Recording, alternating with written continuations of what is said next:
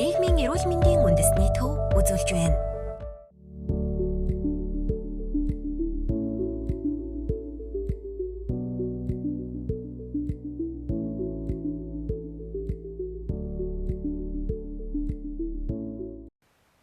Ер нь бол вакцины ач холбогдол бол их зөвхөн ковид гэлтгүй вакцины ач холбогдол маш их.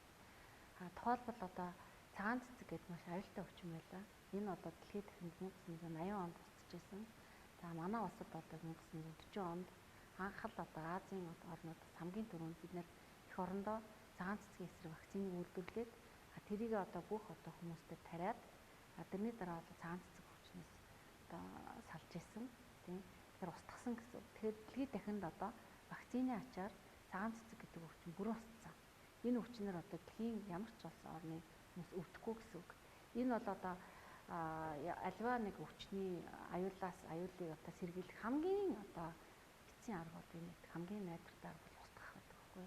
Тэрний дараагийн өвчин бол халдвар цаа өвчин байна. Халдвар цаа өвчин бас л вакцин одоо уулгасан вакцин хийсний үр дүнд энэ өвчин бол одоо зөвхөн цэрлэг омгийн халдварт өвчин халдвар цаа өвчин бол устсан. Ихэнх орнууд тусдаад одоо ерөөсөө л одоо нэгэр гайгүй одоо Афганистан, Пакистан гэсэн хоёр орнд л байгаа. Бусад газрууд бол бүгд тусдсан. За тэгээд энэ дотор халдвар цагийн хоёр вакцин гэдэг. Нэг нь уудаг, нөгөөх нь тарьдаг. Тэгэхээр зэрэг хүмүүс уудаг вакциныг уугаад, тариулаад тийм ингээд тэр хүүхдүүд нь халдвар цаа өвчнөөр өвдөхгүй болсон байна гэсэн. Халдвар цаа өвчин гэдэг та нар мэдж байгаа ах тийм ээ.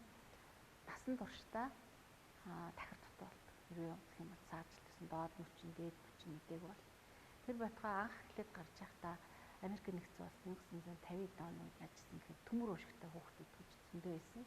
Тэгээд одоо тэр халдвар авсныхаа дараа 25% нь 2 цагийн дотор наснардаг. Тэгээд 50% нь баг одоо нэг хоногийн 24 цагийн дотор наснардаг. Тийм аюултай гэж гарч ирсэн байна. Тэгээд энэ өвчтний эсрэг бол 1956 60-аад онд бол Америкийн эрдэнэ Сабин Салк гэдэг энэ хоёр эрдэмтэн бол вакцин зохиосноор одоо тэр өвчин дэлхийд дахин тусдаж байгаа.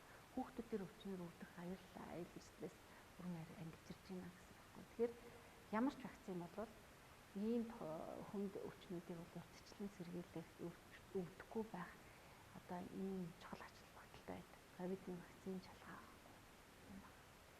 Нийгмийн эрүүл мэндийн үндэсний төв